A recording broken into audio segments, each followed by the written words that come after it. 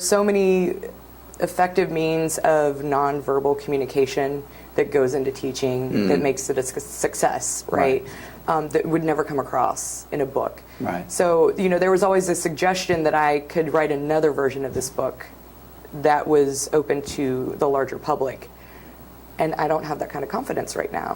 Okay. You know what I mean? I don't think that I could do that. I think that I would go nuts trying to figure out how to come out of this voice that I have practiced so long to cultivate.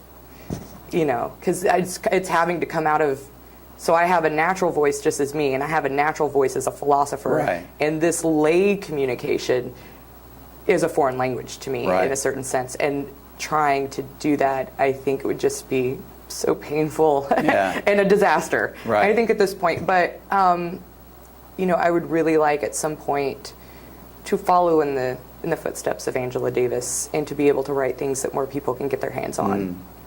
So you're talking about, in the terms of writing, you spoke about teaching in class in the Dr. Welch voice and in the Shea voice. So is it analogous to this? You've written in the Dr. Shea style and someday hope to have the confidence to write in Shea's? No, because Shea's voice Okay. wouldn't be appropriate for writing. Okay.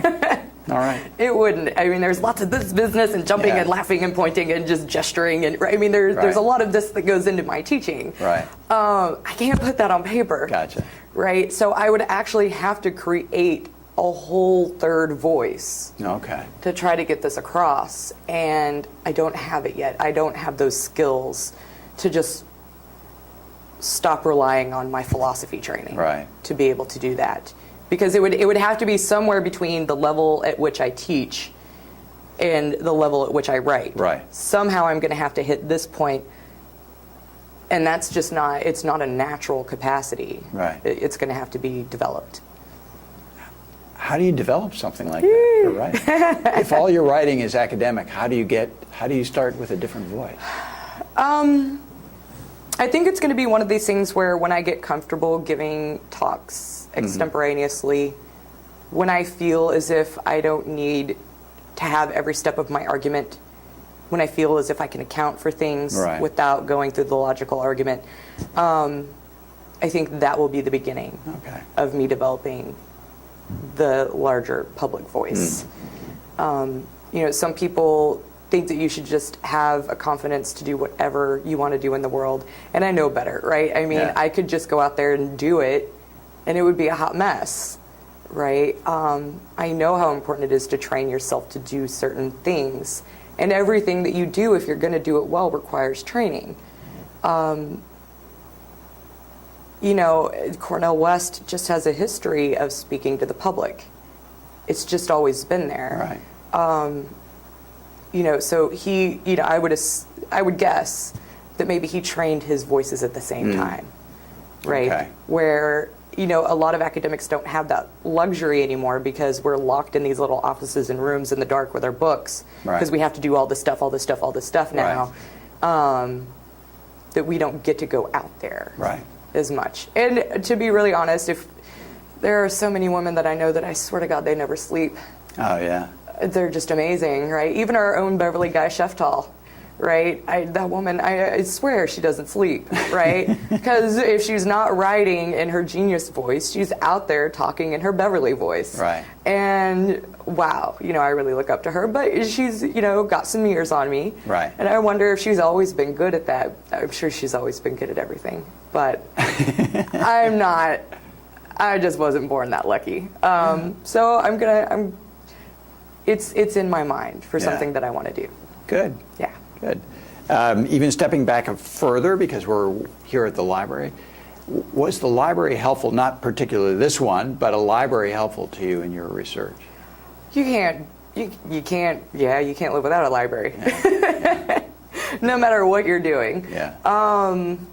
Whether it's the internet just doesn't give you resources, even if you're just trying to figure out how to fix your car's brakes. Yeah, You're going to do much better if you go to the library and check out an auto mechanics repair book than you are if you just watch a YouTube video. Right. Yeah. Yeah, because then you're going to slam into something and it's not going to be fun. Yeah. Yeah, and that happens intellectually as well when students rely on the internet rather Right. than library.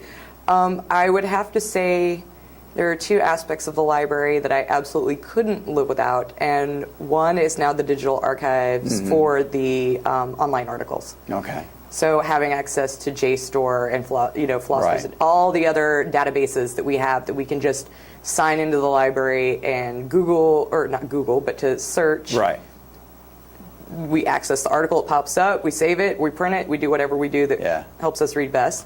And we have everything we need at our fingertips. And the other one is libraries' willingness to purchase new material. Yep. Right? Because students will say things like, well, it wasn't in the library. And I'm like, did you ask them to get it? Right? I didn't know I could do that. It's a library. How do you think they get this stuff? And so libraries are so incredibly helpful about getting whatever you need Yeah.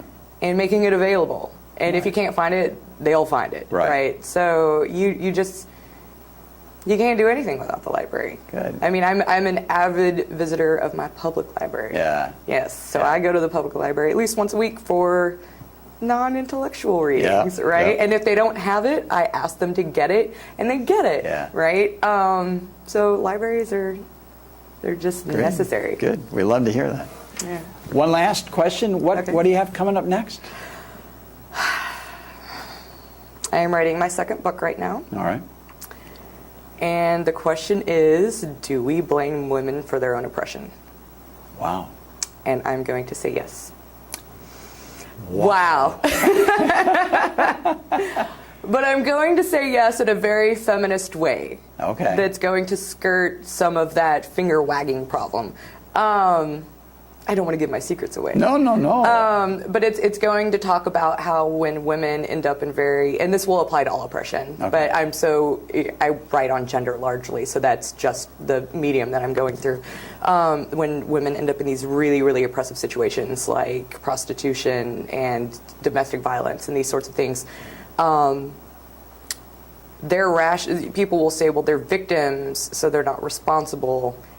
And they're clearly not acting rationally, but my argument is going to be something along the lines of, you've never seen rationality till you've seen an abused woman navigate her home Right. at different hours of the day. Right. That is rationality, right? And so, but I'm going to say that the coercive forces of patriarchy, especially at that level, function